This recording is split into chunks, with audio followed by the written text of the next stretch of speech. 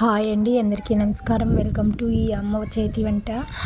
ఈరోజు మా ఇంట్లో అయితే నేను ఎన్నో రోజులుగా సత్యనారాయణ స్వామి కథ విని పూజ అయితే వ్రతం అయితే చేసుకోవాలని నేనైతే ఈ వ్రతాన్ని 5 సార్లు బ్రాహ్మణులు పిలిచి అయితే చేయించుకున్నాను. అయినా నాకు అంతా మంచిగా జరిగింది.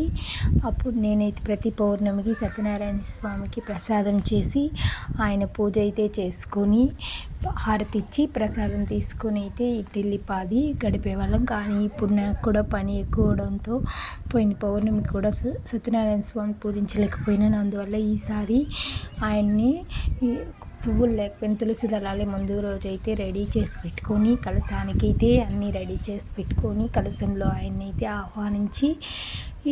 ఆవాహనం చేసి పూజ అయితే చేసుకోవాలని అయితే ముందు రోజే అన్నీ అయితే సిద్ధం చేసుకున్నాను. మనకి ఇంట్లో ఉన్నంతలోనే అయితే బజారుకి అయితే పోయేదానికి కూడా అవ్వలేదు. అందువల్ల ఇంట్లో ఉన్న వాటితోనే సిద్ధం చేసుకొని ఈరోజు అయితే కరెక్ట్గా 4 గంటలకైతే లేచి ఇల్లంతా తుడుచుకొని స్నానాలు అయితే చేసుకొని స్వామివారికి అయితే బాగా గంధం కుంకుమ పెట్టి తులసి మాలలు మారేడు దళాలతో పూజించుకొని లక్ష్మీ వినాయకుడిని కూడా పూజించుకొని కలశం అయితే ఏర్పాటు చేసుకొని స్వామివారి కథలు అయితే ఫోన్లోనే 5 కథలు పెట్టుకొని 5 కథలు విన్న తర్వాత స్వామివారికి హారతి ఇచ్చి ప్రసాదం అయితే తీసుకున్నాము. నాకైతే మనసు ఎంతో హాయిగా ఉంది. ఆ సత్యనారాయణ స్వామిని స్మరించిన, ఆయన కథలు విన్నా, ఆయన ప్రసాదం తిన్నా మనకు సకల శుభాలు కలుగుతాయని అయితే నేనైతే నమ్ముతాను. ఈ వ్రతం చేసే చోటికి మనమైతే ఎవరు పిలవాల్సిన అవసరం లేదు.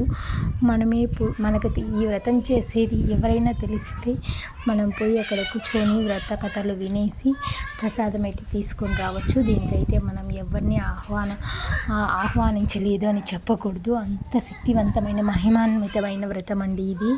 సత్యనారాయణ స్వామి వ్రతం అంటే అంత ఆషామాషి కాదు. అది మనకు సంకల్పం ఉంటేనే మనం చేసుకోగలుగుతాం.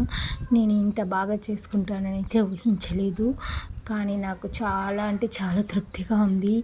ఎన్నో సమస్యల్ని గట్టెక్కించిన ఆ స్వామివారి దయ మనకు ఉండాలని, అందరూ బాగుండాలి, అందులో మనం ఉండాలనేసి అయితే ఈ స్వామి వ్రతం ఈరోజు ప్రశాంతంగా హాయిగా అయితే బ్రాహ్మీ ముహూర్తంలో 5 గంటలకి అయితే నేనైతే స్టార్ట్ చేసినాను. కరెక్ట్గా కథ అవ్వడానికైతే అరగంట సేపు పట్టింది. హారతి ఇచ్చి ప్రసాదం అయితే తినేసి మళ్ళీ మా పనులు అయితే మేము చేసుకుంటా ఉన్నాము. దీంట్లో అయితే ఎంతో తృప్తిగా ఉంది. వీలైతే ప్రతి ఒక్కరూ సత్యనారాయణ స్వామి వ్రతాన్ని అందరూ ఇంట్లో ఆచరించాలి. సకల శుభాలు కలుగుతాయి. ఈ స్వామి వ్రతం ఎన్నో జన్మల పుణ్యం ఉంటేనే చేసుకోవాలి అని అనిపిస్తుంది. ఈ వ్రతాన్ని చూసిన, అక్షంతలు కథ విన్నా, ప్రసాదం తిన్నా మనకు తరగని ఐశ్వర్యం అయితే వస్తుంది.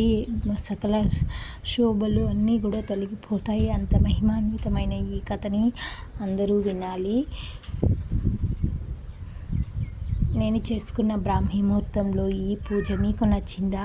మీరు ఈ విధంగా ఇంట్లో సత్యనారాయణ స్వామి పూజ చేసుకోవచ్చు. మనమైతే ఇప్పుడున్న పరిస్థితుల్లో బ్రాహ్మణులు పిలవగానే 10,000 అయితే అడుగుతారు. అందువల్ల నేనైతే అంత డబ్బులు కట్టలేను. కాబట్టి మన ఇంట్లో ఉన్న వాటితోని ఆ స్వామివారి కథనైతే బ్రాహ్మణ రూపంలోనే ఫోన్లోనే అయితే పెట్టుకొని అయితే చేసుకున్నాను. నాకు చాలా హ్యాపీగా అనిపించింది.